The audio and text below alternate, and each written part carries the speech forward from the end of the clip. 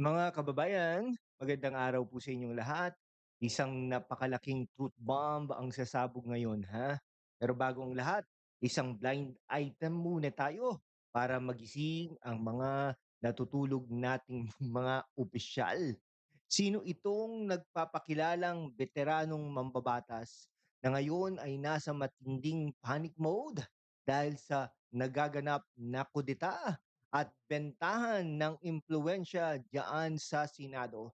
Sino itong halos maiyak sa mikropono dahil hindi matanggap na nawalan siya ng korona habang ang mga kasamahan niya ay nagpapasiklaban na sa Korte Suprema?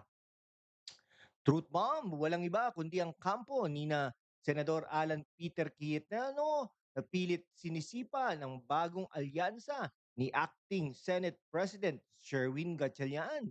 Pero ang tanong ng bayan, ito ba ay simpleng away bata lang sa pwesto o ito ay isang malaking leadership crisis na nagmumula mismo sa itaas? Tama nga ba si Vice President Sara Duterte nang sabihin niyang ang kaguluhan sa Senado ay direktang refleksyon ng mahina, magulo at walang direksyong pamumuno ng Administrasyong Marcos Jr.? Sasagutin natin yan, walang preno, walang kinakatakutan. Kaya huwag kayong aalis, tutu tutu tutu tutu tututukan po natin ang pasabog na ito. Ayan, bago po yan, kape muna po tayo. Yan po.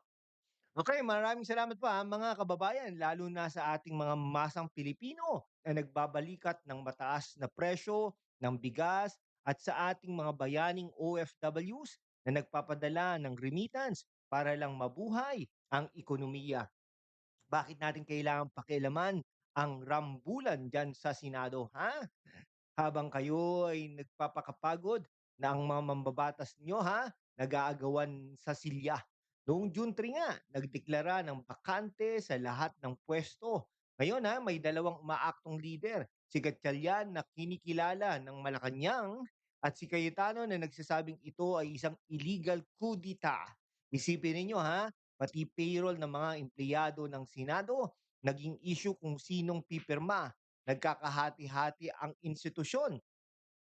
At habang wasak ang Senado, ano ang ginagawa ng Malacanang? Naguhugas ng kamay, ha?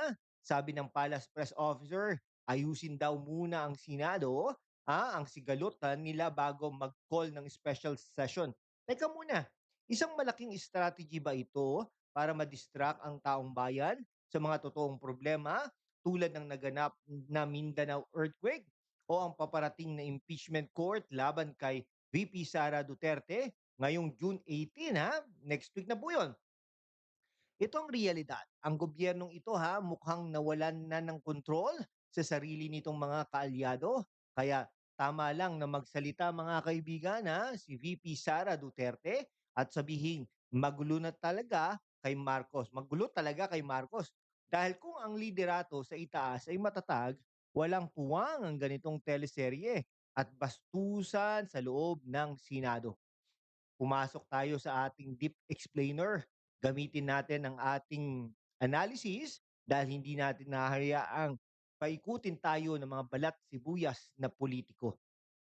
Hello ang resibo mga kamiyembro Tignan natin ang petisyon sa Korte Suprema. Nagkaroon ng walkout noong May 26 dahil sa issue ng remote voting at teleconferencing. Dahil doon, nagkaroon ng statutory quorum deficit. Ibig sabihin, kulang sa bilang. At dahil kulang sa bilang, naparalisa ang lehislatura. Pilit na binuhat ang sesyon noong June 3 para patalsikin ang lumang liderato. Ngayon, tatanong ko sa inyo sa estilong diretsahan, ano ang ginagawa ng National Bureau of Investigation at bakit may banta ng 18 ex-bodyguards o 18 ex-marines ni Saldico sa loob ng Senado? Ano ito? Proteksyon o intimidasyon? Bakit umabot sa puntong may bantang pisikal sa loob ng institusyon na dapat ay gumagawa ng batas? Dito natin makikita ang kaibahan ng liderato ng mga Duterte kumpara sa kasalukuyang administrasyon. Noong panahon ng dating Pangulong Rodrigo Roa Duterte at noong matatag pa ang alyansa, may disiplina. May takot ang mga korap at ang mga nanggugulo Pero ngayon, dahil ang focus ng administrasyon ay political survival at ang pagbuwag sa mga Duterte sa pamamagitan ng nalalapit na June 18 pre-trial conference sa impeachment, napabayaan na ang pagpapatakbo ng bansa. Okay, mga kaibigan panoorin ninyo ang galaw gumagamit sila ng mga panggigipit. Sinasampahan si VP Sara ng mga kaso habang ang mga sarili nilang kaalyado ay nag-aaway-away sa hatian ng kapangyarihan. Si Senador Erwin Tulfo nga napilitang humingi ng paumanhin matapos tawaging pulpul at bobo ang mga ilang opisyal dyan sa Senado. Ganyan na ba kababa ang antas ng diskurso sa ilalim ng bagong Pilipinas? Sagutin ninyo ako, ganyan na ba? Iyan ang dahilan bakit matapang si VP Sara Duterte. Kahit ginigipit siya ng Kamara at ng Senado sa impeachment drama, pumunta pa rin siya sa Cotabato City para mag-abot ng relief bags at tumulong sa mga biktima ng lindol.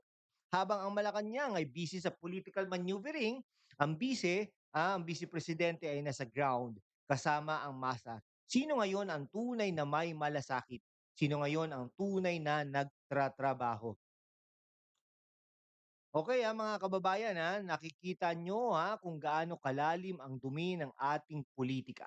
Kung wala ang mga channel na tulad ng hashtag #WalkWithLan, sinong maglalakas loob na maghimay ng mga dokumentong ito para sa inyo? Sinong magpapakita ng katotohanan ng walang takot sa mga makapangyarihan? Subscribe to stay updated on the truth behind the latest headlines. We are on the road to 100,000 subscribers. To show the strength of our community, join us. Mga kababayan, sa mundo kung saan ang kasinungalingan ay nangingibabaw, mga kaibigan, ang katotohanan ng unang sinisikil. Pero kasama kayo, magpapatuloy tayo sa laban. Walang takot, walang kinikilingan, at laging handa para sa bayan.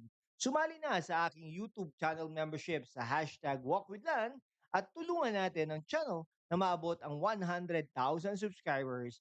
Ang inyong suporta ang susi sa kalayaan natin para ipagpatuloy ang pagbabalita ng katotohanan. Salamat at kita-kits sa laban.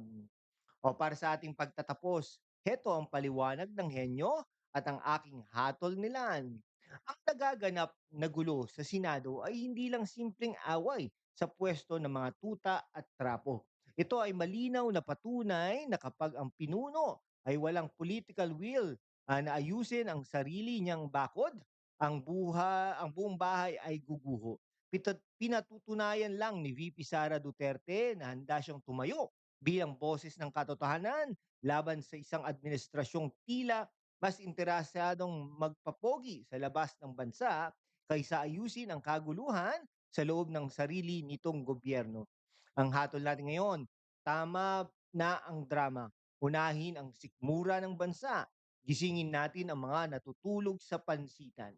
Ako po sila na nag-uulat mga kaibigan ng katotohanan para sa gising na lipunan. Hanggang sa susunod na banat mga kababayan hanggang dito na lang po.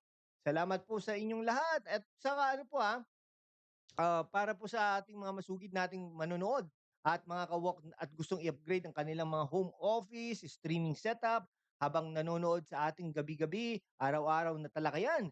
Ay, nako i-ano niyo po, nasa description itatag ko din po yung mga produkto na yan, random best finds at trending products ngayon sa Shopee, Lazada at Zalora. Maraming salamat po at mabuhay po ang Pilipinas.